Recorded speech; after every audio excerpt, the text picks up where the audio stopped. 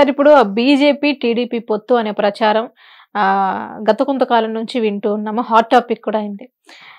ఈ TDP, Janasena, BJP ఏదైతే ఉందో అంటే టీడీపీ నుంచి చంద్రబాబు గారు మోడీని కలవడం జరిగింది. అండ్ అలాగే వెంటనే పవన్ కళ్యాణ్ గారు కూడా వెంటనే వెళ్ళి కలవడం జరిగింది. ఆ తర్వాత మళ్ళీ జగన్ గారు కూడా వెళ్ళి కలవడం జరిగింది. అసలేంటి ఈ పొత్తుల వ్యవహారం ఎక్కడి వరకు వచ్చింది? అసలేంటి పొత్తుల వ్యవహారం అంటే ఇప్పుడు జగన్మోహన్ రెడ్డికి ఉన్నటువంటి క్రెడిబిలిటీ రాష్ట్ర వ్యాప్తంగా అందరూ చూశారు.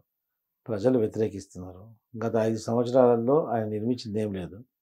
ఒక భవ్యమైనటువంటి రాజధాని రూపకల్పన చేసినటువంటి రాజధాని ఆచరణ సాధ్యమయ్యే లోపే దాన్ని 3 ముక్కలు చేసి రాజధాని లేకుండా చేశాడు. మళ్ళీ ఇంకోటి లేపాడంటే వేరే మంత్రులు లీగల్ ఇప్పిస్తున్నాడు. ఓకే, రాజధాని 10 సంవత్సరాలు మనకుండే మనం ఉపయోగించుకోలేదు, మళ్ళీ ఇంకో 5 సంవత్సరాలు 10 సంవత్సరాలు హైదరాబాద్ని రాజధానిగా వాడుకుందామని చెప్పేసి. అంటే నీ చేతకాంతనం ఇక్కడ బయటపడ్డది కదా. నీకు రాజధాని నిర్మించడంలో నీకు చేత కాదు. ఆ రోజు చంద్రబాబు నాయుడు గారు ముఖ్యమంత్రిగా ఉన్నప్పుడు, జగన్మోహన్ రెడ్డి ప్రతిపక్ష నాయకుడిగా ఉన్నప్పుడు అమరావతికి నేను అనుకూలం అని చెప్పిన వ్యక్తి అధికారంలో రాగానే అమరావతి ఎక్కడ కలిసింది ఆయనకి? ఎందుకు అమరావతిని 3 ముక్కలు చేశాడు? ఎందుకంటే చంద్రబాబు నాయుడు గారు చేసినటువంటి అభివృద్ధి పునాదిని ఈయన కంటిన్యూ చేస్తే మళ్ళీ ఆ పేరు చంద్రబాబు నాయుడు గారికి వస్తుంది, నాకు రాదని ఒక అక్కసుతోటి, ఓ సైకో మెంటాలిటీ తోటి, అక్కసుతోటి ఆ యొక్క రాజధాని లేకుండా చేశాడు.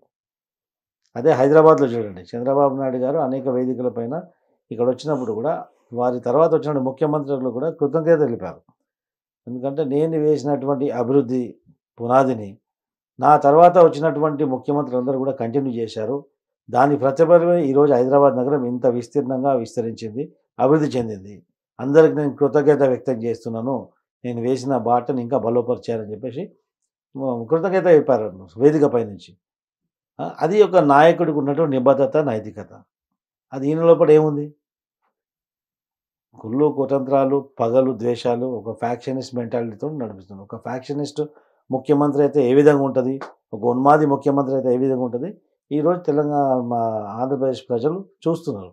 సార్ ఇప్పుడు వైసీపీ పార్టీని అక్కడి ప్రజలు అంతగా వ్యతిరేకిస్తున్నారు అనుకున్నప్పుడు, ఇప్పుడు టీడీపీ పార్టీ ఎందుకు బీజేపీతో పొత్తు పెట్టుకోవాలనుకుంటుంది, జనసేనతో ఎందుకు పొత్తు పెట్టుకుంది? అంటే ఒంటరిగా ఎదుర్కోలేకనా? అంటే ఏమనుకోవచ్చు? ఇక్కడేనండి, ఒంటరిగా ఎదుర్కోలేదని కాదండి. ఈ రాజకీయాలలో ఎలక్షన్ టైంలో, ఈ ఎన్నికలలో అనేకమైన ఈక్వేషన్స్ ఉంటాయి. ఇప్పుడు తెలంగాణలో చూడండి, మార్జినల్ మెజారిటీ తోటి 1.8% ఓట్లతోటి ఇక్కడ ప్రభుత్వం ఏర్పాటు చేశారు. ఇప్పుడు జనసేన, తెలుగుదేశం పార్టీ, బీజేపీ వీళ్ళందరూ ఎవరికి అగెన్స్ట్గా పోరాడతారు? ప్రభుత్వానికి, ప్రభుత్వం అధికార పార్టీ అంటే వైసీపీకి అగెన్స్ట్గా పోటీ చేస్తాం. పోటీ చేసినప్పుడు ఒక నియోజకవర్గంలో 1,00,000 ఓట్లు ఉంటాయండి. ఇప్పుడు 1,00,000 ఓట్లలో 30,000 ఓట్లు అధికార పార్టీకి వచ్చినాయి అనుకుందాం. మిగిలితాయని 70,000. ఆ 70,000 జనసేనకు ఒక 30,000, బీజేపీకి ఒక 10,000, 40,000 అయిపోతాయి. మిగతా తెలుగుదేశంకి వచ్చినాయి అనుకోండి, అప్పుడు ఏ పార్టీ గెలుస్తుంది? అధికార పార్టీ గెలుస్తుంది కదా. సో ఈ యొక్క గ్రూప్ అంతా ఒకేలా ఉంటే అక్కడ 30 పోయినా 70 ఇక్కడ సాలిడ్ పడతాయి కదా మా కూటమికి. 70 లేకుండా 60 ఉంటాయి కదా.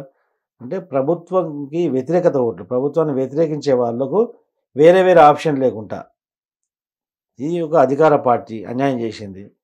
వీళ్ళకి వ్యతిరేకంగా పోరాడుతుండేవారు? 1, 2, 3 ఆప్షన్ ఇవ్వకుండా ఈ కూటమి.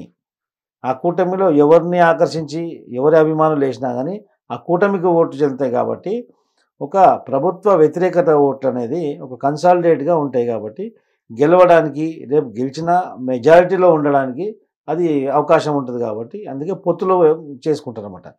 పొత్తులో వెళ్ళి మనం కాంటెస్ట్ చేయడం, పొత్తులతో కాంటెస్ట్ చేయడం అంటే ఉద్దేశం దానికి ఇదే. అంతే తప్ప ధైర్యం లేక కాదు. మన ప్రజాస్వామ్య వ్యవస్థలో మనం కొత్త కాదు, ప్రభుత్వం కొత్త కాదు, తెలుగుదేశానికి పదవులు కొత్త కావు. ఎందుకంటే మేము వారందరికీ ఉద్దేశం ఒకటే, ఆ సైకోని గద్దె దించాలి. ఆ ఉద్దేశం ఒకటే అన్నప్పుడు కలిసి వెళ్ళడం వల్ల ఇరు పార్టీలకు లాభం చేకూర్చడం కాకుండా ప్రజలకు కూడా న్యాయం చేసిన వాళ్ళం అవుతాం. అందుకని చెప్పేసి ఈ ఒక అలయన్స్. సరే ఇప్పుడు ఆ టీడీపీ పార్టీ కానివ్వండి, జనసేన పార్టీ కానివ్వండి, ఇప్పటి వరకు కూడా ఏ నియోజకవర్గం నుంచి ఏ అభ్యర్థి పోటీ చేస్తున్నారు అని ఒక లిస్ట్ కూడా అంటే రిలీజ్ చేయలేదు ఇప్పటి వరకు. అంటే ఇలా అంటే ఎలక్షన్స్ ఇంకొద్ది రోజుల్లో స్టార్ట్ అవుతుంది. మేబీ దాదాపు 3 వీక్స్ 4 వీక్స్ ఉంది. అంటే ఇలాంటి మూమెంట్లా అంటే ఇప్పటికీ కూడా ఏ నియోజకవర్గంలో ఎవరు పోటీ చేస్తున్నారు అని చెప్పకపోతే ఇప్పుడు అటు సైడ్ ఉన్న పార్టీకి ప్లస్ అవ్వచ్చా?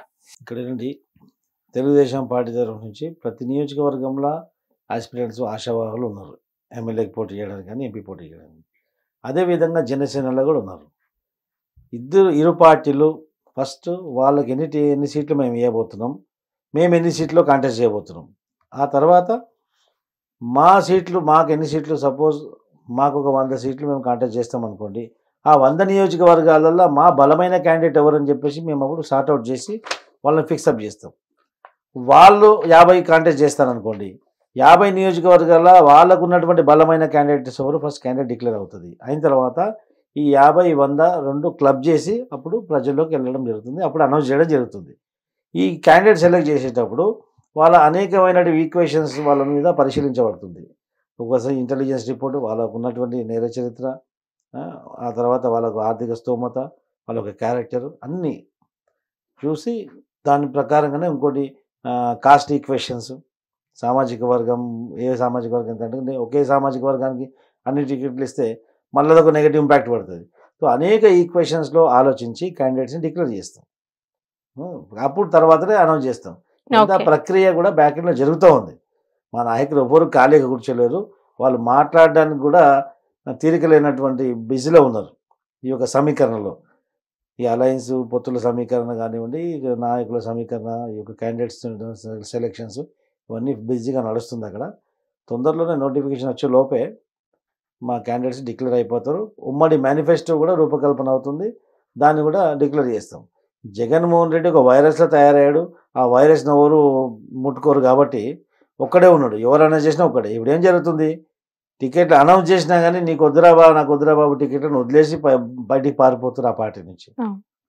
బహుశా ఎన్నికలు వచ్చేసరికి నామినేషన్ వేసి కూడా పార్టీ నుంచి బయటికి వెళ్ళిపోయే పరిస్థితి జగన్మోహన్ రెడ్డికి వస్తుంది. అది మనం అందరం చూస్తాం కూడా.